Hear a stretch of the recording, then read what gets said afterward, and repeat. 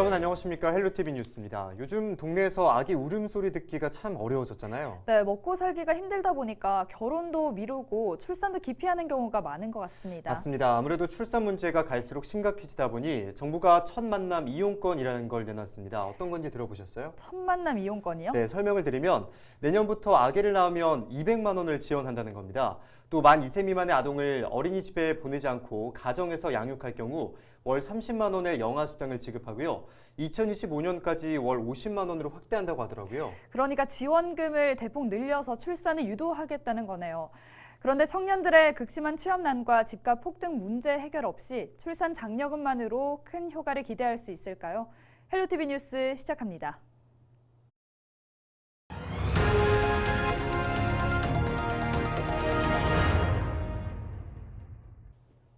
13일 기준 코로나19 신규 확진자는 대구 144명, 경북 163명입니다. 대구에서는 서구와 중구 목욕시설에서 11명이 확진돼 누적 확진자는 27명으로 늘었습니다. 지난 9일 첫 확진자가 나왔던 수성구 소재 합청단 관련으로 3명이 추가돼 누적 확진자는 8명으로 늘었습니다. 경북은 포항 40명, 경주 28명 등 15개 시군에서 감염이 이어지며 8일 연속 신규 확진자가 세 자릿수를 기록하고 있습니다. 많은 여성들이 월경 기간이 되면 혹시라도 생리혈이 옷에 묻거나 비치지는 않을까 걱정이 많습니다. 특히 시각장애인의 경우 이를 인지하지 못하는 경우가 많은데요. 네, 이런 가운데 지역 대학생들이 인공지능 혈흔 스캐너를 만들어 화제입니다. 다양한 분야의 활용이 기대되는데요. 홍하영 기자가 학생들을 만나봤습니다. 손바닥만한 작은 상자가 혈흔 스캐너로 변신했습니다. 옷에 묻은 혈흔이 감지되면 초록 LED 불빛이 켜지고 진동과 버저가 울립니다. 혹시나 생리혈이 비치거나 옷에 묻을지 몰라 고민인 여성들을 위해 지역 대학생들이 직접 제작에 참여한 겁니다. 의류나 신체에 묻은 혈흔을 눈으로 보지 않고도 확인할 수 있어 특히 여성 시각장애인에게 유용할 것으로 기대됩니다. 과기부가 지난 3일 개최한 ICT 멘토링 공모전에선 장관상의 영예까지 안았습니다. 시각에 의존할 수밖에 없는 월경혈에 대한 구분을 비장애인 여성들도 장애인 여성들도 모두 월경혈을 구분할 수 있도록 엔젤 스캐너를 제작하게 되었습니다. 학생들이 혈흔 스캐너를 제작하는 데 걸린 기간은 약 8개월. 어떤 옷감이라도 인식할 수 있도록 10,000장 이상의 샘플을 만들고 하나하나 스캔해가며 완성도를 높였습니다.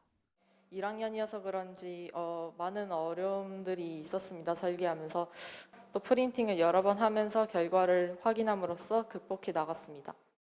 저 같은 경우는 전기를 배우지 않으면도 이제 전기를 처음부터 다시 하면서 이제 하드웨어랑 같이 팀워크를 맞춰가면서 만들어서 정말 다행이었다고 생각합니다. 이번 공모전 입상을 계기로 학생들의 자신감도 한층 높아졌습니다. 실제 상용화를 위해 앞으로 연구 개발에 더욱 매진할 계획입니다. 앞으로의 계획은 좀 지금 상황이 생각보다 큰 사이즈여가지고 가방에 들어갔을 때 이상함을 느낄 수도 있을 거라는 생각이 들어가지고 저희는 자연스럽게 화장품 모양의 팩트 모양으로 제품을 앞으로 구상해 나갈 생각입니다. 올해 영천에 처음 문을 연 한국폴리텍대학 로봇 캠퍼스도 뜻밖의 낭보에 들뜬 모습입니다. 다른 학교는 주로 3, 4학년생들이 공모전에 참여하는데 신설대학의 1학년 학생들이 큰일을 해냈다며 수상을 반기고 있습니다. 앞으로도 우리 학생들이 조금 더 높은 곳에 도전하고 사람들에게 좀 더 도움이 되는 기술 인력으로 성장할 수 있기를 바랍니다. 대학생들의 작지만 따뜻한 아이디어로 개발된 AI 혈흔 스캐너. 패기 넘치는 지역 대학생들이 지역 정보통신 산업 발전에 새로운 견인차가 되길 기대해 봅니다. 4차 산업을 이끄는 로봇 인재가 되겠습니다. 로봇 캠퍼스 화이팅! 헬로티비 뉴스 홍하영입니다. 한 주간 발생한 뉴스를 재정리해보는 시간입니다. 지난 한 주 동안 주요 이슈는 뭐가 있었는지 이성원 뉴스민 기자를 통해서 이야기 나눠보겠습니다. 화상으로 연결해봅니다. 안녕하십니까? 네, 안녕하십니까. 뉴스민 이성원 기자입니다. 우선 지난 한 주 동안 발생한 주요 이슈부터 종합해 주시죠. 네, 첫 번째로 더불어민주당 이재명 대통령 후보가 주말 새 대구와 경북을 다녀갔다는 소식 전해드리고요. 다음은 코로나19 방역 방해 혐의로 재판을 받고 있는 신천지 대구교회 관계자들 소식 살펴봅니다. 끝으로 경산 청소노동자 일부가 파업했다는 뉴스 짚어봅니다. 네, 주말 사이에 이재명 후보가 대구와 경북을 다녀갔는데 논란될 발언들이 좀 있었죠. 네, 매 주말 메타버스 일정을 소화 중인 더불어민주당 이재명 후보가 지난 10일부터 13일까지 3박 4일 동안 대구 경북 일정을 소화했습니다. 이 후보는 고향 안동을 포함해 의성, 봉화 등 경북 14개 시군과 대구를 방문해서 고향 도시민들의 지지를 호소했습니다. 이 후보는 이번 대구 경북 메타버스 일정 동안 보수층 표심 잡기를 위한 발언을 쏟아냈습니다. 가장 눈길을 끈 발언은 단연 전두환도 공과가 있다는 발언이었습니다. 이 후보는 11일 칠곡 다부동 전적기념관을 방문한 자리에서 대구 경북이 낳은 평가는 갈리지만 매우 눈에 띄는 정치인이 있다 박정희다. 정치인은 공과가 공존한다면서 곧이어 전두환도 공과가 공존한다고 말했습니다. 이 후보는 전시가 3조 호황을 활용해 경제를 운용한 건 성과라고 평가했습니다. 민주당 대구시당이 대선 선대위를 꾸렸는데 인선안을 놓고 내홍을 겪고 있습니다. 어떤 내용인가요? 네, 지난 8일 민주당 대구시당은 선거대책위원장급 인사를 공개했는데요. 공개 후 파장이 일고 있습니다. 민주당 소속 현직 대구시의원은 공개적으로 전략적 고민 없이 친분만 내세워 졸속으로 발표했다고 비난했고, 공동위원장에 이름 올린 한 인사는 참신성도 확장성도 없다며 당장 직을 반납하고 싶지만 분란을 자초할 우려가 있어 결정을 못하고 있다고 밝혔습니다. 특히 앞서 공개된 광주 선대위와 비교되면서 비판은 더 힘을 받고 있습니다. 광주 선대위는 공동위원장 10명 중 9명이 청년이고 남녀 성비도 5대5로 구성했습니다. 하지만 대구에선 상임 공동 청년위원장 15명 중 4명만 청년이고 여성은 3명에 그쳤습니다. 민주당 대구시당은 추후 보강할 것이라는 입장을 밝혔습니다.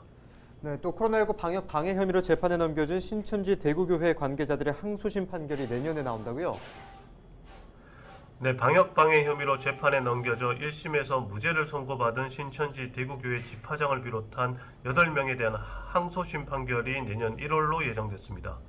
지난 8일 항소심 결심 재판에서 검찰은 원심의 구형대로 기소된 8명에게 모두 징역형을 내려달라고 요청했습니다. 항소심 재판의 쟁점은 대구시의 교인 명단 제출 요구가 감염병 예방법상 역학조사에 해당하는지, 이에 따라 처벌할 수 있는지 여부입니다. 신천지 대구교회 집화장은 이날 최후 진술을 통해 방역당국의 모든 요구에 충실히 응했다며 4,000명 넘는 성도가 혈장 공여에도 참여했다, 성도들에게 감사드린다고 말했습니다. 끝으로 경산시 청소 노동자 일부가 파업에 들어갔다고요? 네, 경산시 쓰레기 수거 위탁업체 소속 노동자 일부가 지난 6일부터 정규직 전환 논의 과정이 졸속이었다면서 재논의를 요구하며 파업에 나섰습니다. 이들은 직접 노무비 전액 지급, 용역근로자 보호지침 준수, 정규직 전환을 요구하고 있습니다. 경산시는 쓰레기 수거 업무를 5개 업체에 권역을 나눠 맡기고 있는데 이번에 파업에 들어간 노동자는 서부 이동, 진량읍, 용성면을 담당하고 있습니다. 이들은 지난달 경산시장을 만나 정규직 전환 문제 등을 논의했지만 의견차를 높이지 못했습니다. 경산시는 파업 영향은 크지 않을 것이라고 밝혔습니다. 오늘 주간 이슈 점검은 여기까지 듣겠습니다. 지금까지 이상훈 뉴스민 기자였습니다. 고맙습니다. 네, 감사합니다.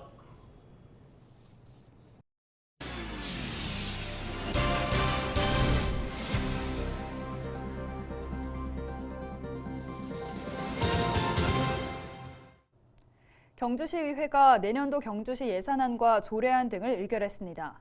시의회는 13일 제264회 정례회 제2차 본회의를 열고 경주시 개인형 이동장치 이용안전 증진 조례안과 행복택시 운행에 관한 조례안 등 44개 안건을 의결했습니다. 또 경주시가 제출한 내년도 예산안 1조 5,650억 원 가운데 60억 4,600만 원을 삭감했습니다.